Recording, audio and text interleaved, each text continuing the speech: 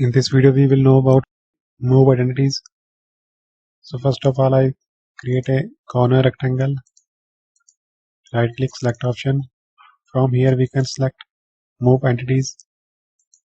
Here entities to move, select this rectangle by clicking inside it. Here by two methods we can move entities.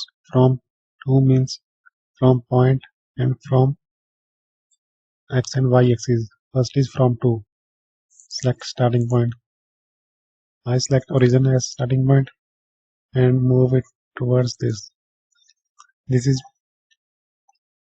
by selecting point method from to method.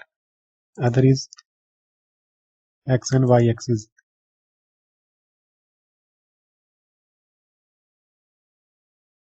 Select entities to move.